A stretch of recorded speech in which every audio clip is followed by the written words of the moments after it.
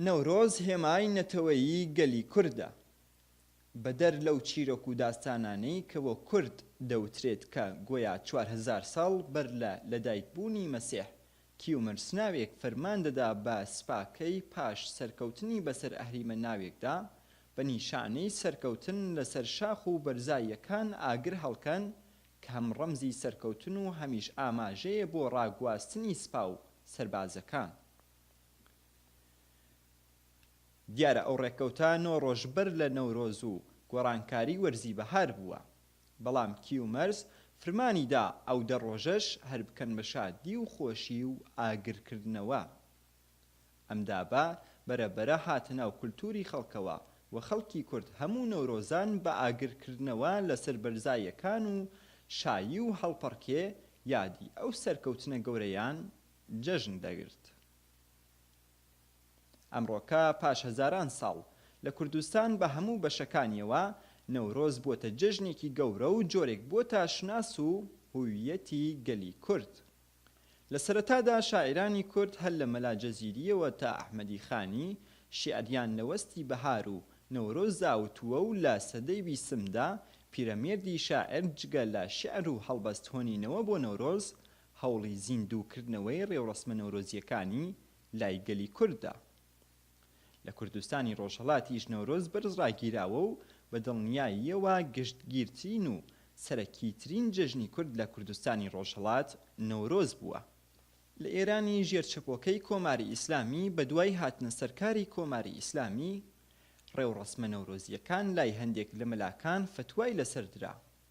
هەندێک پیان وابوو حرامە و بەڕێوەبردن و بە جەژنکردنی گوناحە و مەجووسی گەری و ئاگرپەرستی و دواکەوتوویە و بە شەریکدانان بۆ خوددا لێک دەدراوە.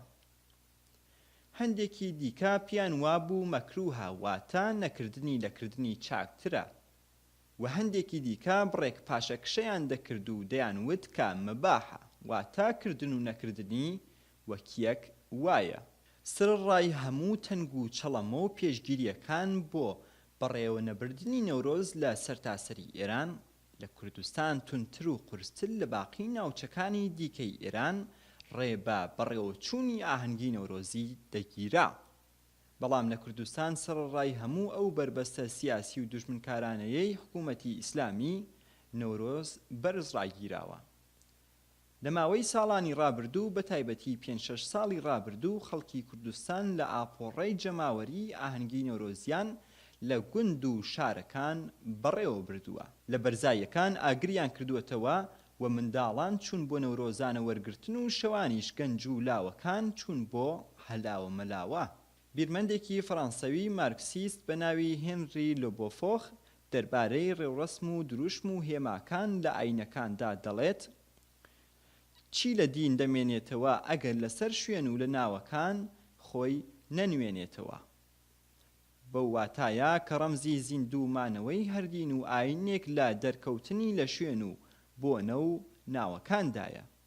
باشترین نمونە بۆ پارێزگاریکردن لە هویەتی دینی گەلی یەهودی و ئیسرائیلیە. دینێک کەلانی کەم 3000 ساڵ پێشینەی هەیە و جگە لە 200 ساڵی نەبێت کە موبەلیغانی لە یەک شوێن و وڵاتێکدا پێکەوە بوون، بە درێژایی ئەم مێژووە هەموو کات پەرەوازە و پەراکەندە و دوور لە یەک بوو. سڕی مانەوەی گەلی ئیسرائیلی لەو ڕێوڕەسمانەیانە کە لەم مێژووە دوور و درێژەدا بەردەوام بوون لە بەڕێوەبردنی و بە کۆمەڵیش ئەو ڕێوڕەسمانەیان بەڕێوە بردووە. ئەوەی کە هەموو بنەماڵێکی جوو لە ئێوارەی ڕۆژی هەینی تا ئێوارەی ڕۆژی شەممەی هەموو هەفتەیەک دەبێت بەشێک لە کتێبە پیرۆزەکەی خۆیان بە کۆمەڵ بخوێننەوە، بە واتایەکی تر ئەم ڕێوڕەسمانە بۆ پتەوکردنی هویەت و شناسی نەتەوەییان و بۆ هاوپشتی و هاوخەباتی نێوان تاکەکانی ئەو گەلە بوون. دیارە هەموو کات ئەم میکانیزمە لای کەمینەکان بەهێزتر بووە و ڕەمزیمانەوەیان بووە. ئەگەرچی کورد قۆناغی فەوتان و تیاچوونی تێپەڕ کردووە، هەروە کە لە سرودی عێراقیبدا دەڵێت هەرماوە قەومی کوردستان و ئیسا کورد لە قۆناغێکی دیکەی خەباتدایە بۆ دەستەبەرکردنی ماف و داواکاریە ڕەوا و بەرحەقەکانی خۆی. بەڵام تێگەیشتنی گشتی و وشیاری نەتەوەیی خەڵکی کوردستان گەیشتووەتە و ئاستا کە ئەوانیش نەورۆز وەک هێمای شناسی نەتەوەیی خۆیان بەرز ڕاگرن و بیکەن بە جێژن و شادی. دوو ڕەهەندی ڕێوڕسمەکان لە دین و لای کەمایەتیە نەتەوەیەکان بەردەوامی و تکرار و لەوە گرنگتر بە کۆمەڵ بەڕێوەبردنیەتی بۆ کردنی بە ئامرازێک بۆ پارێزگاری و پتەوکردنی شناسی خۆیان و دروستکردنی ڕایەڵەیەکی بەهێزی هاوپشتی و هاوخەباتیان. ئەمڕۆ گەلی کورد لە کوردستانی ئێران بە وشیاریەوە ڕێوڕسمی نۆرۆزی هەم بە بەردەوامی و هەمیش بە کۆمەڵ بەڕێوە دەبن کە هەروەک لە سەرەوە ئاماژەی پێدرا نیشانەیە لە تێگەیشتووی و پێگەیشتووی بیرینەتەوەیی. ئەمساڵ ناوەندی هاوکاری حیزبەکانی کوردستانی ئێران لە تۆی ڕاگەیاندنێکی هاوبەش پشتیوانی خۆیان بۆ بەڕێوەبردنی ڕێوڕسمە نەورۆزیەکان و بەڕێوەبردنی ئەو ڕێوڕسمانە بە هێما و دروشمی ناوی خۆیەوە بە خەڵکی کوردستانی پێشکەش کرد.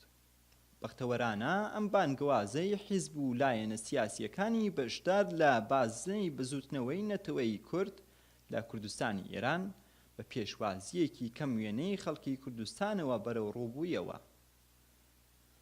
شوێن نەبوو لە کوردستان کە نۆرۆزی سەمای ئازادی بە گوڵی سوور و جامانەوە بەڕێوە نەچێت. چاومان پڕە لەو دیمەنانەی کە خەڵکی کوردستان بە کوڕ و کچی گەنج و لاوە بە پیر و منداڵەوە بە ژن و پیاوە جامانەی خەباتکارانە وەک هێمای پێشمەرگایەتی و خەبات و کۆڵنەدان گوڵی سوور وەک سیمبولی ڕێزلێنان لە گیانبەختکردوان و شەهیدانی ڕێگەی ڕزگاری کوردستان نەشەکێتەوە.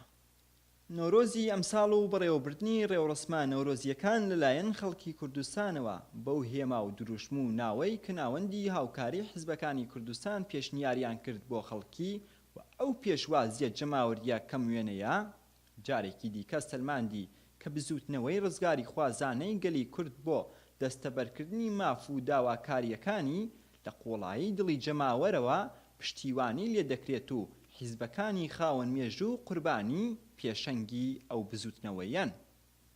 بەرەو پیری هاتنی بانگوازی نوێی خەرمانانی ناوەندی هاوکاری لەلایەن خەڵکەوە و خۆڵقاندنی حەماسەی بیستویەکی خەرمانان و ئەممانگرتنە جەماوەریە سەرتاسەریەی خەڵکی کوردستان و ئەم پێشوازیە جەماوەریە کەم وێنەیە دوو پەیامی ڕۆشن و ڕاشکاوانن بۆ دۆست و دژمنانی بزوتنەوەی ڕزگاری خوازانەی گەلی کورد لە کوردستانی ڕۆژهەڵات. با دژمنان بزانن کە پێگەی سەرەکی حیزب و لایەنە سیاسیەکانی کوردستان لە هەناو قۆڵایی کۆمەڵگای کوردستانە و هەموو هەوڵ و پیلان گەڕیەکانیان نەیانتوانی ئەم دوانە لێک جیا بکاتەوە. با دۆستانیشمان بەو دیمەنە پڕشانازیانەی نەورۆزی ئەمساڵ دڵگەش و دڵخۆش بن کە گەلی کورد یەکگرتووە، هیچ بربەست و لەمپەڕ و کۆست و تەگەرەیەک ڕێ لە ڕەوتی مێژوو بۆ شادبوونەوەی گەلی کورد بە مافەکانی ناگرێت. با دۆستانیشمان بەو دیمەنە پڕشانازیانەی نۆرۆزی ئەمساڵ دڵگەش و دڵخۆش بن کە گەلی کورد یەکگرتووە، هیچ بربەست و لەمپەڕ و کۆست و تەگەرەیەک ڕێ لە ڕەوتی مێژوو بۆ شادبوونەوەی گەلی کورد بە مافەکانی ناگرێت.